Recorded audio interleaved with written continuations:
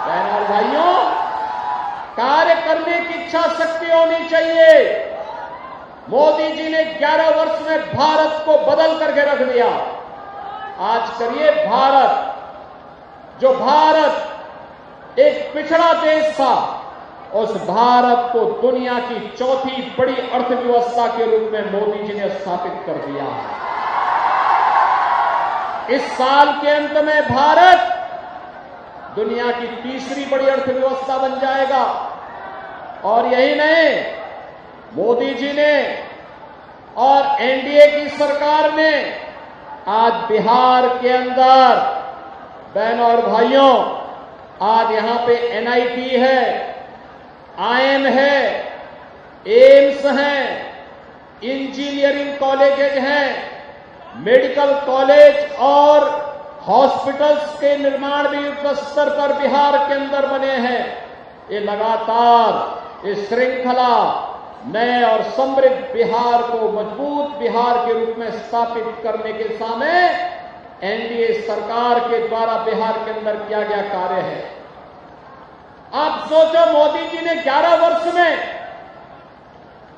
80 करोड़ लोगों को फ्री में राशन की सुविधा का लाभ, 50 करोड़ लोगों को प्रतिवर्ष 5 लाख रुपए की स्वास्थ्य बीमा का कवर, 46 करोड़ लोगों के बैंक अकाउंट, और यही नहीं, 12 करोड़ गरीबों के घर में शौचालय बनाए गए हैं, 10 करोड़ गरीबों को फ्री में रसोई गैस के कनेक्शन बांटे गए हैं।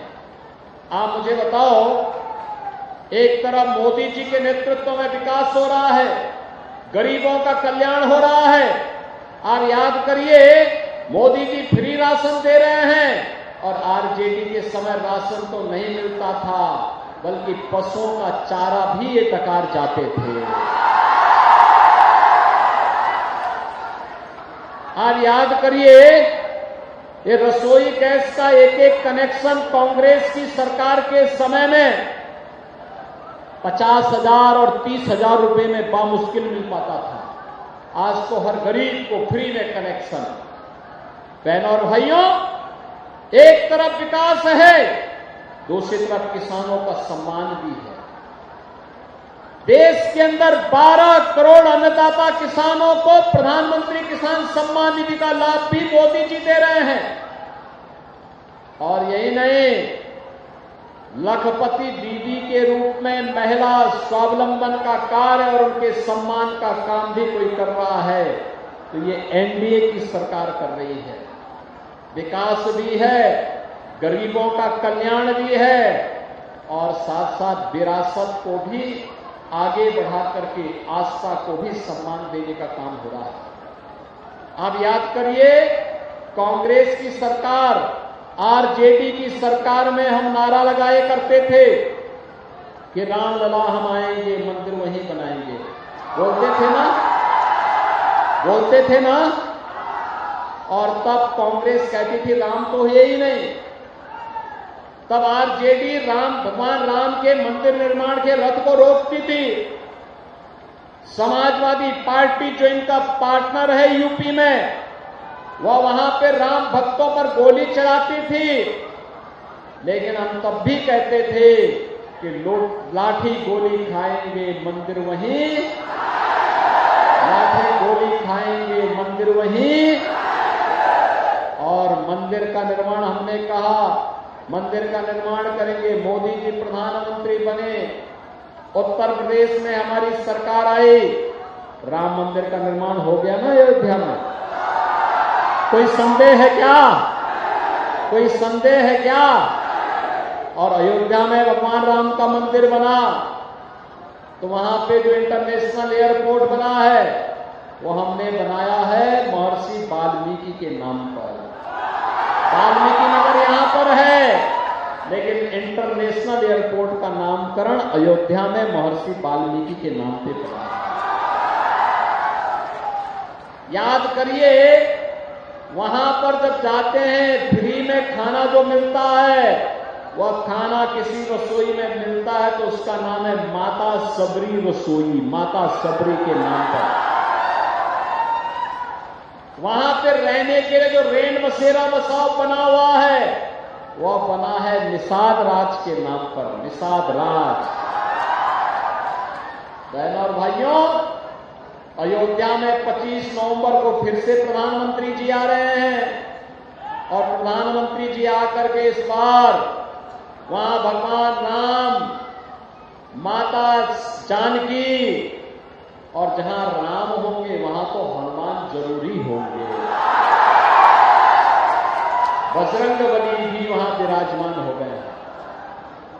हनुमानगढ़ी में तो बजरंगबली पहले से विराजमान है, राम जन्मभूमि में भी आ गए। महर्षि वाल्मीकि जी का भी, महाकवि तुलसीदास जी का भी मंदिर वहां बन गया है। विश्वामित्र जी का भी मंदिर बन गया है।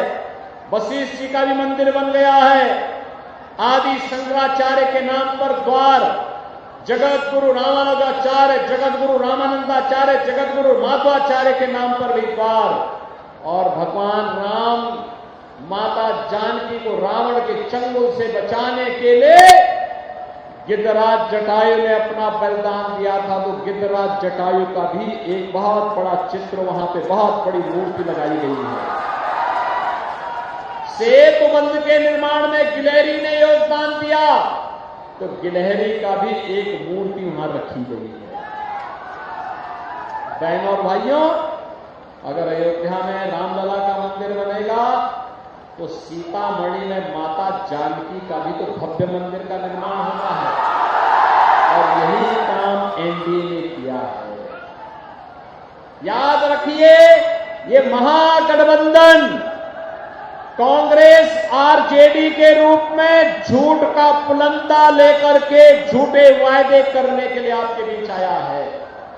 और हम लोग तो मोदी जी के नेतृत्व में जो बोलते हैं वो करके दिखाते हैं। आप याद करिए ना, हमने कहा था ना, माफिया की संपत्ति को जब्त कर देंगे। उत्तर प्रदेश में हमने जब्त कर दिया।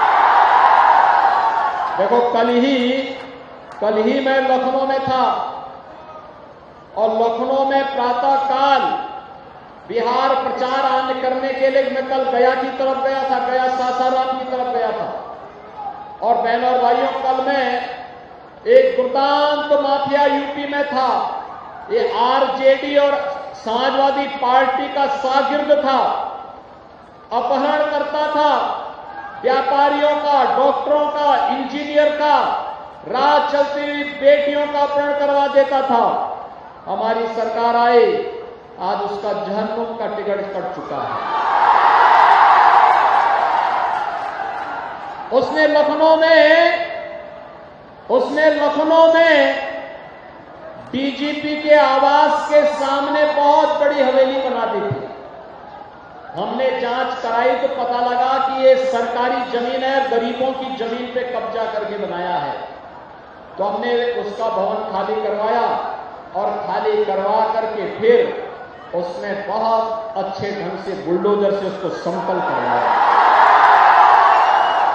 और बहनों और भाइयों, समतल करवाने के बाद वहां पर एक ऊंची बिल्डिंग बनाई और गरीबों के लिए आवास बनाए। कल गरीबों को एक एक आवास बांट करके लाया। 72 गरीबों, गरीब परिवारों को एक एक आवास बांट दिया है। अकेले उत्तर प्रदेश में अब तक 60 लाख गरीबों को एक एक आवास दिया जा चुका है। और ये केवल डबल इंजन की एनडीए की सरकार ही कर सकती है। ये लोग जो पशुओं का चारा खा जाते हो, नौजवानों की नौकरी में सेंध लगाते हो, इन लोगों से कोई उम्मीद मत करिए। ये लोग कुछ करने वाले नहीं है। ये अपने परिवार के अलावा किसी के बारे में नहीं सोचने वाले हैं, किसी के बारे में नहीं सोचने वाले हैं।